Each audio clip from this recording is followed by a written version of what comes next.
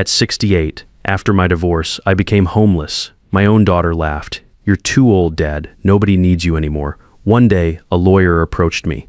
"Sir, your first wife from the 1970s died.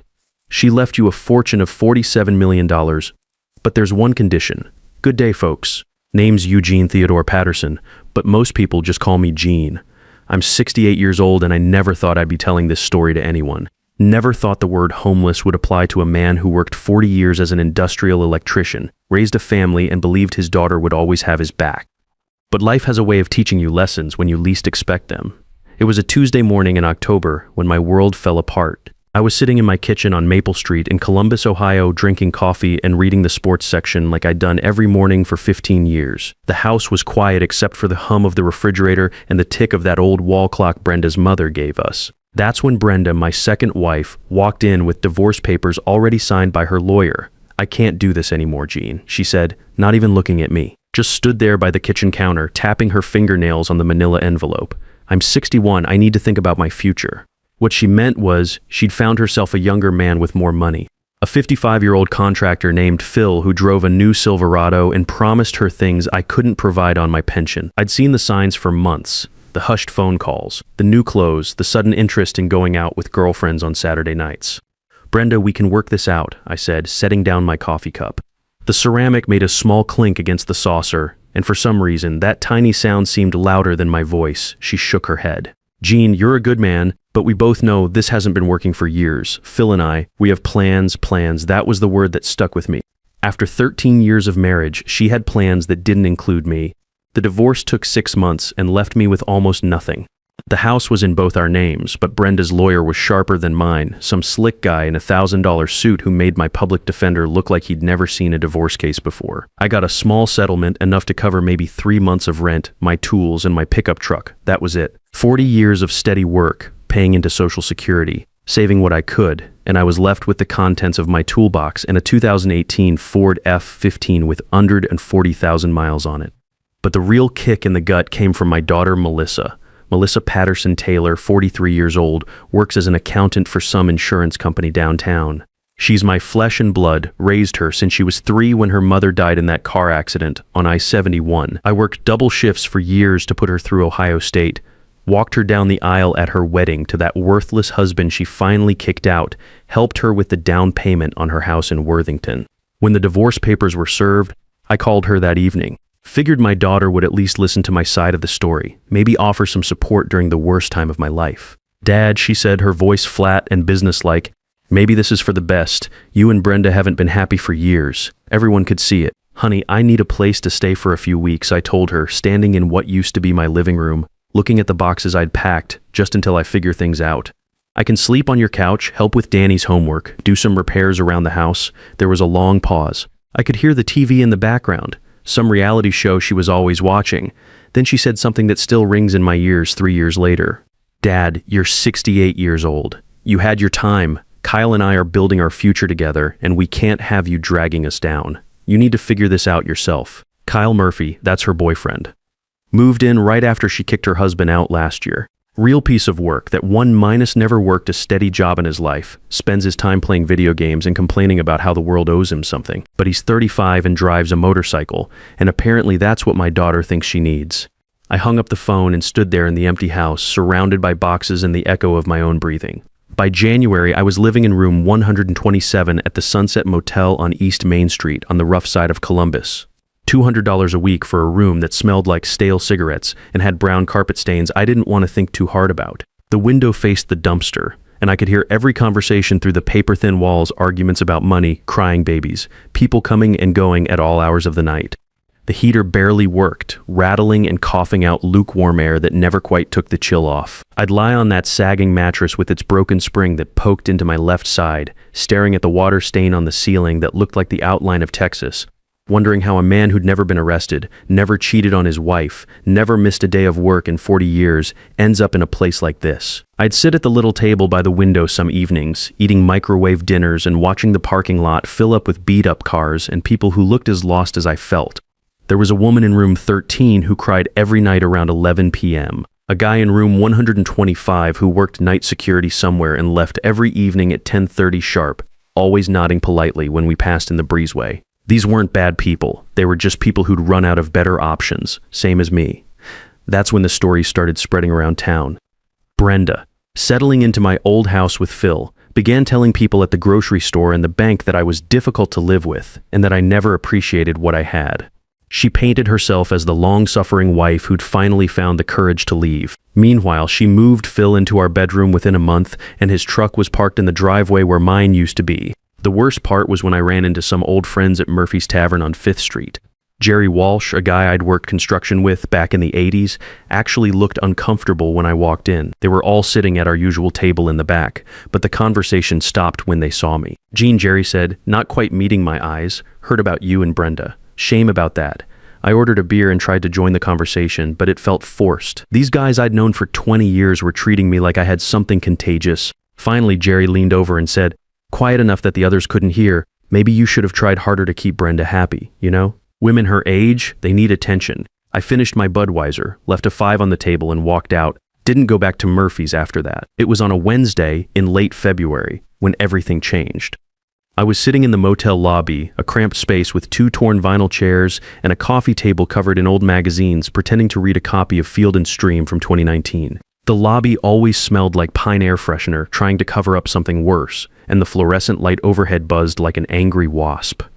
That's when this man in a dark suit walked through the glass door, bringing cold air and the sound of traffic with him. He was maybe 50, carrying a leather briefcase that looked like it cost more than I made in a week, and he had that careful way about him that screamed lawyer. He approached Dolores at the front desk, a heavy-set woman in her 60s who chain-smoked Marlboro Lights and knew everyone's business. Excuse me, ma'am. I'm looking for a Eugene Patterson. I believe he's staying here. I looked up from the magazine and our eyes met. He was tall, well-groomed, with graying hair and the kind of steady gaze that comes from delivering serious news for a living. Mr. Patterson, my name is Carl Rodriguez. I'm an estate attorney from Portland, Oregon. I've been looking for you for quite some time. We sat down in those cracked plastic chairs, and he set his briefcase carefully on his knees. The lobby suddenly felt too small, too quiet, except for the hum of the Coke machine in the corner and the distant sound of someone's TV through the thin walls. Mr. Patterson, I have some news that's going to be difficult to process. Your first wife, Catherine Louise Patterson, passed away last month in Portland. I stared at him, feeling like someone had just punched me in the chest. Catherine died in 1979, I said slowly. Car accident in Michigan. I went to her funeral. Carl Rodriguez shook his head, and I saw something like sympathy in his eyes. No, sir. Catherine Patterson survived that accident. She left Columbus shortly afterward under circumstances I'll explain in detail. She passed away on January 15th of this year in Portland, Oregon. The magazine slipped from my hands and hit the coffee table with a soft thud. She left an estate valued at approximately $47 million, and you, Mr. Patterson, are named as the primary beneficiary. I felt the room spin slightly, like when you stand up too fast after sitting for a long time. $47 million. The number was so big it didn't even register properly in my brain. There is one condition, Carl added quietly. I didn't sleep that night. I lay there on that rattling mattress in room 127, staring at the Texas-shaped water stain on the ceiling, trying to piece together what Carl Rodriguez had told me over coffee at the Waffle House down the street. Catherine, my Kathy, the girl with the strawberry blonde hair and the laugh that could light up a room. We'd met at a union dance in 1975, both of us 25 years old and thinking we had the world figured out. She worked at the bank downtown. I was pulling wire at the new mall they were building on the north side. We got married in a little church ceremony with maybe 30 people, honeymooned at Lake Erie because it was all we could afford. We had 4 good years together before that accident, or what I thought was an accident. She was in that wreck. Carl had explained, stirring sugar into his coffee with slow, deliberate motions. But she survived. The problem was Catherine had gotten herself into some trouble, financial trouble. She'd borrowed money from some people who weren't patient about collecting, and she was scared. Terrified, actually. Turns out, my sweet Kathy had been trying to help her brother Danny get out of gambling debt. Danny was always a screw-up, always needing money for one scheme or another. This time, he owed 15 grand to some loan sharks who were making threats about broken legs and worse. Kathy took out a second mortgage on our little house without telling me. Tried to play the stock market to make quick money, lost it all.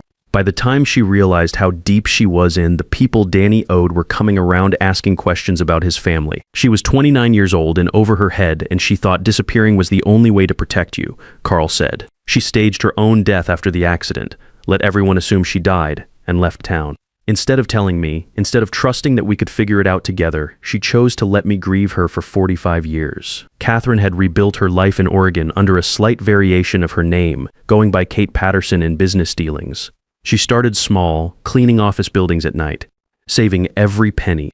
Eventually, she got her real estate license, made some smart investments in Portland when the market was just starting to boom. Bought rundown houses, fixed them up, sold them for profit. Carl showed me a photo from her personal effects. She'd kept our wedding picture for all these years, tucked inside her jewelry box. Both of us young and grinning at the camera, thinking love was enough to handle anything life threw at us. The condition of the inheritance was this. Because Catherine had legally died without a death certificate being issued in 1979, and because of the legal complications of her disappearance, I'd have to prove my identity as her original husband and go through a probate hearing in Portland within 60 days. "I'll do it," I said without hesitation. Carl arranged everything that would be covered by the estate, flight to Portland, hotel accommodation, legal fees. All I had to do was gather up what documents I still had from our marriage. Thankfully, I'm the kind of guy who keeps everything in file folders even after all these years. Our marriage certificate, photos from the wedding, and our short honeymoon, letters she wrote me when I was doing electrical work on that hospital project in Toledo and had to stay in a motel for 3 weeks. When I called Melissa to tell her I was going out of town on business, she barely listened. I could hear Kyle in the background playing some video game, the electronic sounds of gunfire and explosions competing with my voice. "Whatever, Dad. Just don't expect me to bail you out if you get in trouble. Kyle and I have our own problems right now." She hung up before I could explain what kind of business trip it was. Portland was different than I expected. Clean streets, coffee shops on every corner, people riding bicycles in February. My hotel room was on the 4th floor of a place called the Riverview Inn, and it actually did have a view of the Willamette River. The room was warm, the bed was firm, and for the first time in months, I slept through the night without waking up to hear my neighbors arguing through the walls. The probate attorney Carl connected me with was a sharp woman named Susan Palmer. Her office was in a glass building downtown, with a view of Mount Hood on clear days. She went through my documents with the precision of someone who'd handled complex estate cases before.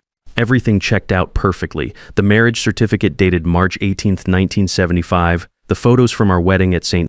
Mark's Lutheran Church, even the handwriting on Kathy's old letters matched samples from her personal papers that had been part of the estate inventory. That's when Susan Palmer told me about the complications. "Mr. Patterson, I need to inform you that Mrs. Patterson had a business partner in her later years. A woman named Linda Campbell. She was not named in the will, but she's filed a formal contest of the probate. She claims she was Catherine's domestic partner and deserves a portion of the estate."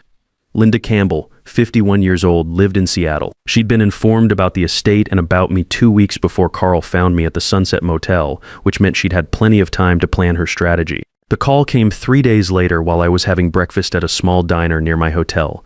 My cell phone buzzed with an unknown number, minus Seattle area code. "Is this Eugene Patterson? Speaking, my name is Linda Campbell. I think we need to talk." She wanted to meet at some upscale restaurant in downtown Portland called Harbor View. The kind of place with cloth napkins and a wine list where a hamburger costs $20. When I got there, she was already seated at a corner table dressed in a navy blue blazer and looking like she meant business. She had a younger guy with her, maybe 35, who she introduced as her boyfriend Marcus. He didn't say much throughout the meal, just sat there with the particular alertness of someone ready to be useful in ways I probably wouldn't like. Linda got straight to the point. "You were married to Catherine for 4 years, 45 years ago. I lived with her, took care of her in her final years, managed her business affairs and her personal needs. That must have meant a lot to her," I said carefully, cutting into my overpriced salmon. "It did. We were partners in every sense of the word for 8 years, which is why I'm having trouble understanding why she left me nothing. Not the house we shared, not the business accounts I helped manage. Everything to you, a man she hadn't seen in half a century." I could see where this conversation was heading, but I let her talk. "I think you should consider a voluntary settlement," she continued, leaning forward slightly, "before this becomes something difficult and expensive for everyone involved." She named her price, $15 million to me, $32 million to her, in exchange for me stepping back from the probate process entirely. "Let the estate fall into default," she explained, where she could bring her own claim as a longtime domestic partner and caregiver. I looked at her for a long moment, thinking about room 127 at the Sunset Motel, about Melissa hanging up on me, about eating microwave dinners by myself while watching the parking lot fill up with other broken down people. "I'll need to think about it," I said. I had no intention of thinking about it, but I needed to know what she'd do next when I said no. I found out that evening when I got back to my hotel. Someone had been through my room. Nothing was taken. My documents were locked in Susan Palmer's office, safe minus, but things had been moved around. I'm an electrician. After 40 years of installing security systems and troubleshooting electrical problems, I notice when things aren't where I left them. The lamp by the bed was turned slightly. My shaving kit had been moved about 2 inches to the left on the bathroom counter. Small things, but enough to tell me that someone with skills had conducted a professional search. I called Susan Palmer immediately, then the hotel manager.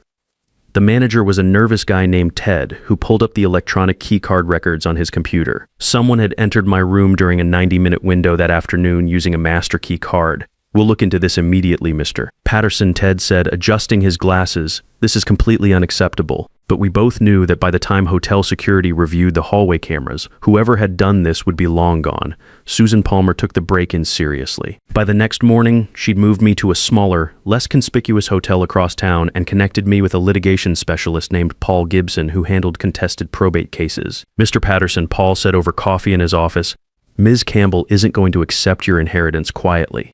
The room search tells me she's prepared to play hardball. He was right. 3 days later, Linda filed a formal contest of the probate, claiming that Catherine had suffered from dementia in her final years, that I'd somehow exerted undue influence from 2,000 miles away without knowing she was alive, and that Catherine's true intention had been to provide for her longtime domestic partner. Then she escalated in a way I never saw coming. My grandson Danny called me from Columbus. He's 19, a good kid who's always been caught in the middle of his mother's drama, but somehow managed to stay decent despite everything.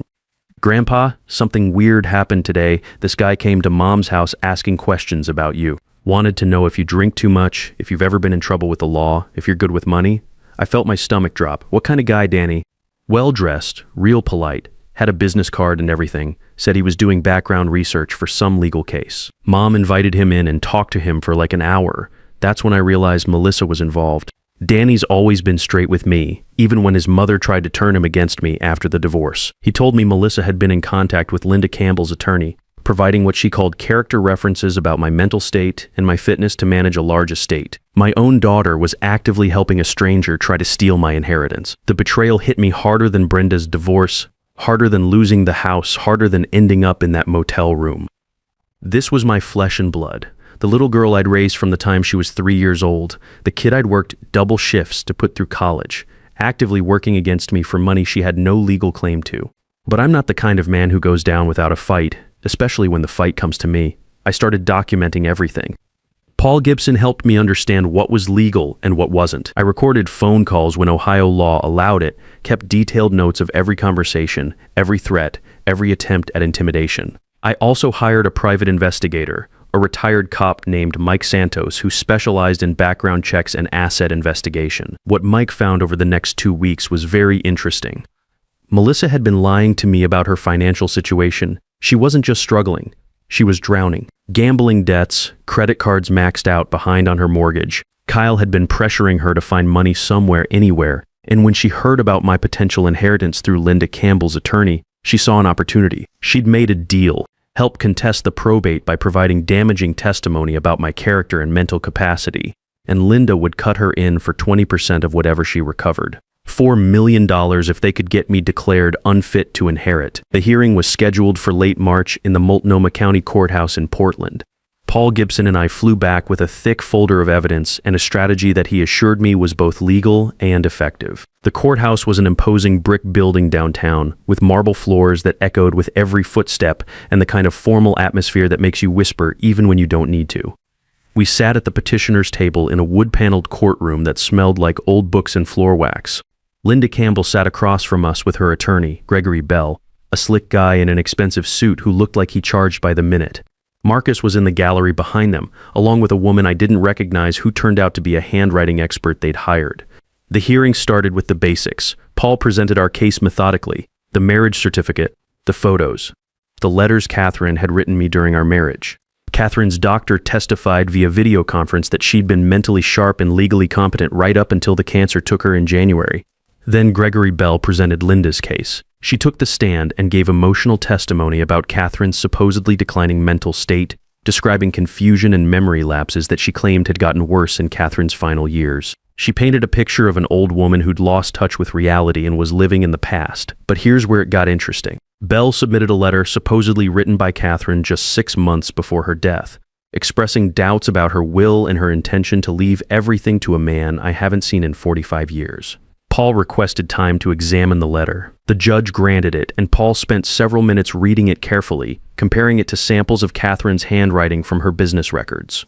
Then Paul approached the bench with a request that changed everything. "Your Honor, I'd like to request that this exhibit be submitted for professional forensic document examination before being admitted as evidence. The handwriting shows several characteristics that appear inconsistent with authenticated samples of Mrs. Patterson's writing from the same general time period." Bell objected, but Judge Morrison overruled him and ordered the letter held pending examination.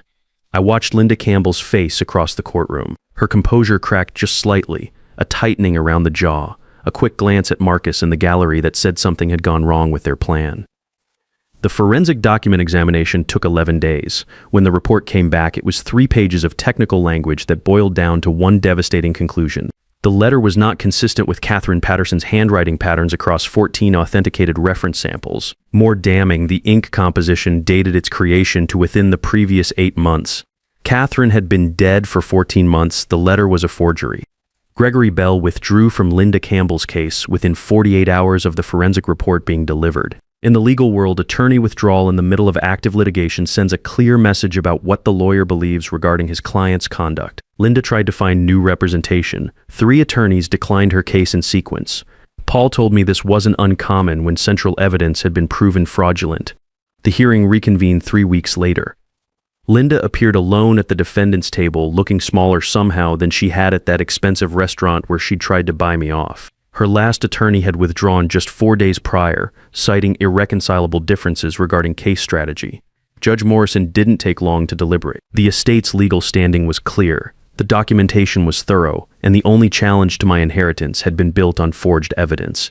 He ruled in my favor. The estate of Catherine Louise Patterson, valued at $47 million, passed to Eugene Theodore Patterson as the lawful beneficiary, according to her explicit wishes. I signed the final documents in Paul Gibson's office that afternoon. My hand was steady, but the story doesn't end with a legal victory. The consequences for Linda Campbell unfolded over the following months with the methodical patience of systems that don't hurry but always arrive. Submitting forged documents in probate proceedings is a felony in Oregon. The district attorney's office opened a criminal investigation. Linda was eventually charged, convicted, and sentenced to 8 months in county jail plus substantial fines that wiped out her savings. Marcus disappeared from her life around the time the criminal charges were filed. When I got back to Columbus, Melissa was waiting for me at the airport. Not to congratulate me, not to apologize for helping strangers try to steal from me, but to demand what she felt was rightfully hers. "You can't just keep it all, Dad," she said, following me through the terminal with her voice getting louder. "I'm your daughter. I deserve something after everything I've been through." I stopped walking near the baggage claim and turned to face her.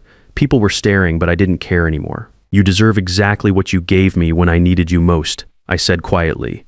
"Nothing. But Dad, Kyle and I are in real financial trouble. I was just trying to protect our family's interests. You helped strangers try to steal from me. You told lies about me to investigators. You chose money over family." She started crying then, right there in the airport, making a scene like she used to do when she was 8 years old and didn't get her way. She said Kyle had pressured her, that she was scared about losing the house, that she never meant for things to go so far. "Melissa," I said, picking up my suitcase, "I raised you better than this. I'm disappointed in who you've become." I walked away and didn't look back. As for me, I bought a house outside Portland, nothing too fancy but with a workshop where I can work on electrical projects and a back porch that looks out at mountains that remind me every morning that life isn't over at 70. The house has good bones, solid wiring, and room for a vegetable garden that actually produces tomatoes worth eating. Danny visits sometimes. Turned out Melissa's gambling problems got worse after she lost her shot at my inheritance money. She lost custody when the debts piled up and Kyle left her for someone with better financial prospects. Danny's living with his father now, working part-time at a garage and going to community college. I help him with tuition and car repairs, and he helps me understand why anyone needs a smartphone with 47 different functions. Melissa tried to reconcile about a year later, called me up on a Sunday evening, said she was sorry, asked if we could start over and be a family again. "I forgive you," I told her, and I meant it. But forgiveness doesn't mean I forget what you're capable of when things get hard. You showed me who you really are. Brenda's doing fine, I hear. Phil left her for a woman 10 years younger, and she's back to working part-time at the hospital. We run into each other sometimes at the grocery store when I'm visiting Danny. We nod politely and move on with our lives. The funny thing is, I'm happier now at 70 than I've been in years. I volunteer at the local community college teaching electrical safety to kids getting into the trades. Joined a men's group at the community center where we work on woodworking projects and solve the world's problems over coffee and donuts. I learned something important through all this. You can't control how people treat you, but you can control how you respond. You can't make your family love you, but you can choose who gets to be part of your life going forward. Every morning I wake up in a house I own, surrounded by things I chose, living a life nobody else gets to dictate. That inheritance wasn't just money, it was freedom. Freedom from people who saw me as a burden instead of a blessing. Catherine gave me 2 gifts across 45 years. First, she loved me when we were young and thought we could handle anything. Then, after a lifetime of regret, she gave me the chance to live my remaining years with dignity and purpose. Some evenings I sit on that back porch, looking at those mountains, thinking about how a man can lose everything, his marriage, his home, even his family's respect, and still come out ahead if he keeps his character intact. That's the most important lesson. You can take away a man's house, his marriage, even his children's love, but you can't take his character unless he gives it away himself. I'm Eugene Patterson. I'm 70 years old. I worked honest for 40 years, raised my daughter the best I could, and when the world tried to break me down, I stood back up. At this point in my life, that's enough. That's everything. Sometimes the people who hurt you the most teach you the most valuable lesson, that your worth doesn't depend on their approval and your character is the only thing they can never take away from you. Real wealth isn't just money in the bank, it's waking up every day knowing you kept your integrity when the world tried to break you and choosing dignity over revenge every single time.